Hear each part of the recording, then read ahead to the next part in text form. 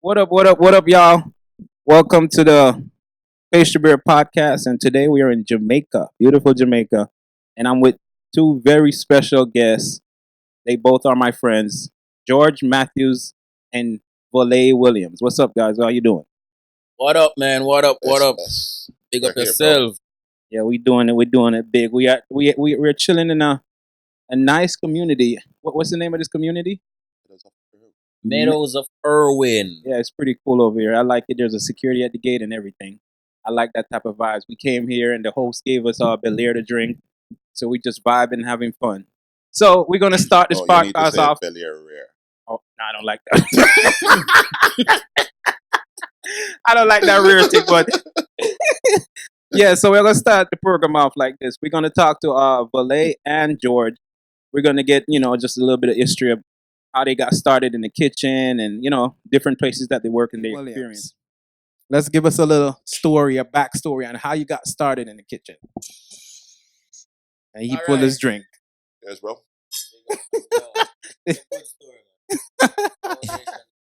man. Mine is a little similar, but a little off. Right. Up, down, all around. All right. Yeah. Name is Volae Williams. Currently sous chef, Moon Palace, Right. Jamaica. Very high in hotel, but awesome place to work. All right. It started off many moons ago, man. I might look young, but I have a little number on me. Yeah, you do look young. Yeah. Except I think you should grow your beard back at least. I don't know what's going on with this. Policy in the hospitality industry, man. I gotta have a clean shave. It is it is crazy. Yo, this make me look like 15 years younger. Man, I saw a picture on Instagram the other day. I was thinking to myself, like, what the hell is he doing with that? You look so weird.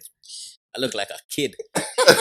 I work with it still, man. Because when I hit 60, I'm gonna look like 30. Oh, that's a good thing right there. That's You a know? really good thing. So Yeah, you got but- started many moons ago. Yeah, many moons ago, man. All right. Let me tell you how it goes now. When I was young, my mother used to. You said when you was young. Yeah. All right. Let's give you a That number was then, like man. 5 years. Probably I know, around right? probably around like 8 years old. Right. Right? Mother used to do cooking in the weekends and say, Volae, come and learn to cook. Right. And she bring me in the kitchen and teach me to cook, the basic things, fried dumpling, banana fritters, corned beef. Yo, I was Bully the beef. bomb on Bully corned beef, beef. bully beef. Mhm. We did bad pan that, man. You Mhm. put in your onion, your scallion and saute that up, and then you Story. stir it up. Yeah, true. Stir it up. You don't say satay at home. Yeah, stir it up and tip a little sugar in it or a little honey. Sugar. Yeah, man. Ain't nobody put Sugar? no sugar in no corned No, beef. watch it. Listen, now, man. Listen. No, Let me tell for brown it. you. Listen, now. Not to brown it now. Listen, now. All right, let me tell you how I was. Let me tell you how I was a little different. Volae. You seriously put sugar in it? Yeah, look at the logic behind it, man. Yeah. Jamaicans, Mm. Mhm. we do with corned beef, right? Yeah. Right. I'll put ketchup in it, don't it? Yeah. What is Right. ketchup? Tomato paste, With little sugar water with and sugar, vinegar. true, Okay. and some vinegar, right? Mm-hmm. I never use none of that, man. You just I put just sugar. corned beef, a little water and honey. Flip the script, man. I never. I heard started that chefing before. from young, man. Start playing around with flavors, my friend. No, I would say that. Well, that's a good one. That's a Yeah. good So I use, if there's honey in the house, I put honey in there. Mhm. And if there's no honey, I put sugar in there, We Right. always use brown sugar at home. But it started from there. But to be honest, my father didn't like it. He didn't like you cooking? No, man, because, girl thing. That.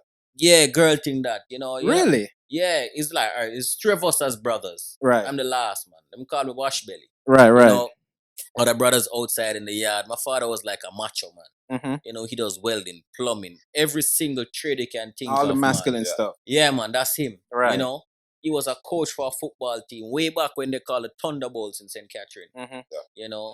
And I'm telling you now, man, that was him, macho man. Right. To So see, you in the kitchen cooking, he thinking like it's you a soft. girly thing, yeah, like, soft why you thing. doing that? Yo, he used to argue a lot. No, and boy must come out and help him, man. Every weekend he normally check the vehicle, ensure the oil is all right and change the tires, rotate the tires, all of these things. He Right. doesn't want his boy in the kitchen, man. You understand me? But yeah, but it started from there. It was a little bit annoying for him though. But as time goes by, every now and then he went out to the bush, to the farm. Right. Thief and do a little cooking with mommy, cause mommy was saying. Oh, so you have to hide and cook. Yeah, cause mommy was saying that. Yeah, listen, man. Me no want my boy them grow up and don't a know how to girl take I himself. cook no garbage give them. Right, They right. must My know mom good always food. told me the same thing. You understand me? Good Right. food. But an unfortunate event struck where my father passed away when I was around Wow. 11 years old. Yeah. You know, it was rough for all of us. You know, he was almost like the sole provider for the family with the assistance of my mom. You know, but he passed just like that. A heart attack just knocked him right off of the face of the planet. You know, but the hiding stopped from there. You know, hiding stopped from there. You know, start cooking, come home from school in the evening time, and you know, I was the one that say, "All right, mommy, take out the meat, Right. whatever you want to thaw from the morning, put in the bottom of the fridge, and I'll come and do something." You know, so it started from there, and as we grow, the love keep growing, keep growing, keep growing. I went to high school. You know, chose my subject when it come to fourth form. Now, I had a tough decision because I was good at technical drawing. Right. Oh, When I you was, can draw? yeah, man. I ain't never see you draw before, Volae. Yo, We've been that's- friends for so long. When- Yo, that's a thing, man.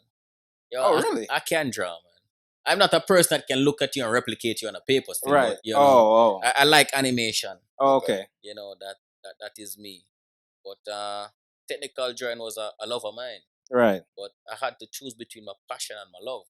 Mm-hmm. You know, and my passion superseded everything, man. That was cooking. Right. You know, where all my friends ventured into technical drawing, and as Chef George said, carpentry. Mm-hmm. In my school, it was woodwork. You know, it was Glenmuir High. Oh, you went know, to Glenmuir? Yeah, I went to Glenmuir High in Clarendon. Yeah, I'm from Spanish Town, though. You know. Okay. So Well, It- I'm from Spike Town too. So Yeah. hold on. What's the Yeah. distance from where you live to school? Is that it was That's a little distant. But let me tell you though, man. let me tell you what happened That's what though, I'm man. saying to Alright, myself, like, I was going to Wolmer's prep, right? right. But my father used to bring us in every morning, Mm-hmm. right? But when the unfortunate event happened, you know, my father passed away, and it was rough for my mother to bring us to Kingston every day, because trust me, if you're from Spanish Town and you're going to Kingston, I can Traffic, guarantee you, man, you're going to spend at least an hour and a half in the traffic Yep. Mm-hmm. on the Mandela Highway going right in there. Yo, that's ridiculous. So she said, hey, we're going to flip the script, man. No one want to go to a country school. Which is in Clarendon. Yeah, so guess what? Right at the time, it was in the construction of the toll road, man, the highway. Mm-hmm. So I used to knock that highway regular. Mm. So when it take people like George and other people to go into Kingston, man, 2 hours, man, it take me roughly 45 minutes, you know? Right. So I wake up like 6 o'clock, and I idle in the house, catch a bus by 7 o'clock. Mm-hmm. I reach the Maypen by 7:45. You know, I reach school by 8 o'clock. I sit in the class, roll call, present, miss, I'm early. You know? Like, these guys catching bus like Sweating. 5 o'clock, 5:30 in the Sweating. morning to beat the AM traffic. That's a You know, fact. so- Man. The script flipped from right there, you know. But when you we're into fifth form there, man, fourth form, I chose that. A lot of my friends laugh after me. Yeah. You know, because I was like in a class, food and nutrition, like 2 guys and the rest girls. Right. Because it's normally Yep. females that be doing food. Yeah. I did the same thing in high school, And- and it was pretty much the same. It was me and this other, like 3 of us as boys in the class, Yeah. and it was like the only reason we was cool because we used to cook for our friends, Yeah. and that's the only reason why my friends used to accept it, because on Fridays we have practical class, so Yeah. Yo, I used and to the make food Same thing happened, man. Cause what? Alright, the class was food and nutrition class was right here, right? And then they have like a lawn right there, and then they have woodwork shop and the technical drawing shop behind there. Mhm. When we have practical, man, that is the only time my friends really appreciate Yeah, it. they They come appreciate to the window, yo, I want some rock bun. Give me some Yep. chicken. When they Give me have some some pastry, pasta. yeah, when I they know. did like the pastries and the I know you and didn't just say the rock blend. blended drinks and all of those, you know. No, I used to go up there when that used to happen, so I know Right. exactly what you're saying. So it started from there, you know, and I did it in CXC, passed it with flying colors. Right. You know, practical was one of the most amazing practical. You didn't cook the bully beef again, the corned No, beef. man, I evolved, man. It's Oh. evolution, man.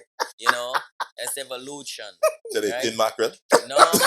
It was almost like, let me tell you, man, deconstructed, reconstructed beef. Beef. Yes. You know? It's the same car beef. Yeah. So, but I left there though. But I left school at like 7 CXC. You know. Oh, you was intelligent. To be honest, let me tell you what happened, man. I had to repeat fourth form. You Ah. know, you see, I kind of look a little bit cute. So just imagine me many years younger, man. Okay. I was like almost like the Girls, smooth. man. Yeah. I mess around, play around, I idle a lot, you know. So I didn't Right. focus on the book. So my mother said, hey, Volae, you have to repeat fourth form because this doesn't look good. I said, if I'm going to do it, I have to change school. She said, no. You have to learn a lesson the hard way. Wow. You're going to stay there. Yo, when I repeated fourth form, trust me, it was like the shittiest experience of my life because I'm repeating fourth form. All my friends gone ahead of me. And the shittiest part is, man, sorry for my language. Right, you know, right. Shittiest part is that. You say it again. Yeah.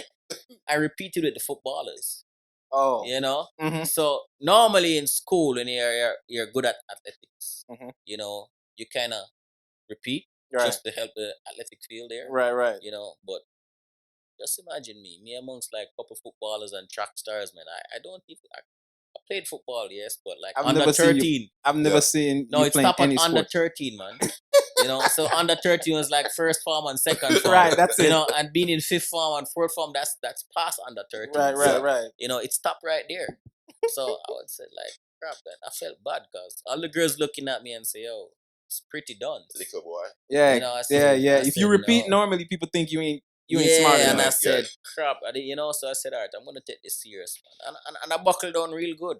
You know, studied a lot, go home after school, you know, and focused and knock it with flying colors. I never failed any subjects, man. Right. I took all 7 subjects and left with all 7 subjects, ones and twos, around 2 3s, you know. Oh, really? Yeah, and I applied for UTech.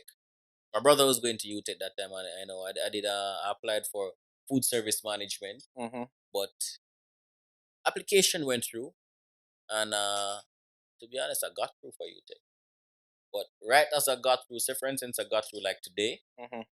Tomorrow, my mom was driving and she called me and said, "Oh, Volae, I heard the strangest thing on radio." I said, "What that now, mommy?" And she said, "Yo, I heard a lady on the radio. Her name is Dyer. Something like Janet Dyer from Runaway Bay Heart talking." And I said, "Yeah, what am I talking about?" Yo, Runaway Bay Heart is renowned for the hospitality sector when it comes to the food and beverage aspect of the industry that is rocking Jamaica. Because Jamaica is like the pearl when it comes towards hospitality, tourism destination in the Caribbean. Right. You know, and I said, seriously, I've never heard about that. And I said, hot? And she said, yeah. And she did some research, she did some reading, and she called the school and, you know, that was it. And she said, all right, I think you should try for it. I said, all right, cool. That sounds like I should try then.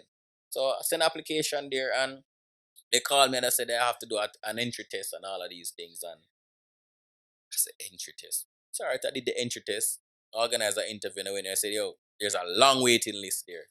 And I said, long waiting? I mean, long waiting list. I'm like at the back of the list there, you know. Like 2 years, you know. You know And what I the said, funniest thing is? The funniest thing is I was just thinking to myself, like, George had to wait a year to get in, and you just gonna do an entry test and get in that easy? Yeah.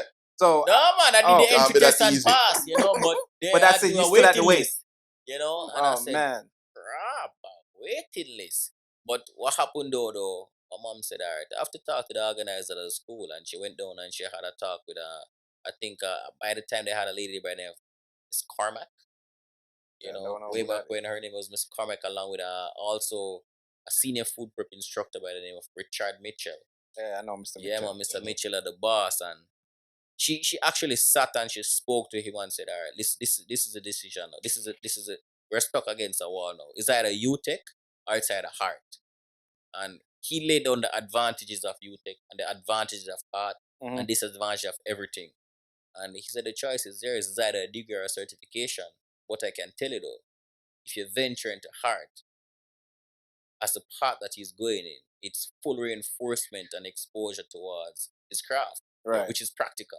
Exactly. You know, being at UTech, not hitting them down still, but UTech speaks about managing, yes, and also practical, right? And it spent a lot of time focusing on the entire administrative aspect, the managerial aspect of the industry. Mhm. Yes, it's good, but to be a chef, what do you need? You need a lot of practical. You need a Practical practical experience. aspect. That is Mhm. your craft, you know, and that is what Heart offered to me. Right. You know, eventually I did level 1. You know, and they said, all right, Mom, I said, all right. We call UTech, and I said, we deferred for 1 year, Mhm. not knowing what will happen. So we ventured into Heart. I got through. They push it because I had a choice. It's either Heart or UTech. So they said, Right. all right, then drop UTech, give them a pause and come to us. Mhm. And I got squeezed in, you know, and my mom said, all right, if he's coming to Heart, he has to come into your class, Mr. Mitchell. Because if you're selling Heart so much, you have to ensure that you take care of him. Right. You know, so I was placed in Mr. Mitchell's class, and trust me, everything changed from there. Mr. Mitchell, big up yourself. You're the boss. You know, when I did what they call it now, knife skills, Mhm. that was the shakiest time for me, man. I was afraid because Mr. Mitchell did a thing like this. All right, you guys, knife skills practical is next week. Go and practice, right? You know how to do the knuckles like this and use a knife, and this is a guide right Right. here. Right. Right. So we should go and practice. To be honest, man, me away from home on dorm, a lot of ladies, Yeah. yo, He wasn't doing nothing. nothing, man. So I did a few practice still, but on the day of practical, he did something like this. All right, guys, knife skills practice now. This is what you're gonna do. And he did a demo. He said, I'm just gonna hold the knife like this and just chop. You're gonna hold the veg and slide it through and just don't get cut. I won't stop. What? I said, what the heck? I didn't practice much of that. I angle a lot. Right. So first 2 persons went good. You know, a couple persons after that they got the fingers cut. Are you serious? Yeah, he never stopped. He just cutting like this. You know, and No, if you no, that's some crazy shit. if I've you never heard that in my you see, life. if you practice right, Mhm. you'll never get cut because But he's holding the knife. he's holding the high. That's impossible. Why would you let him? I'm not. No, I Because- don't trust because- nobody like that, bro. the- Nobody like The that. technique is you're gonna hold the item. Your knuckles out.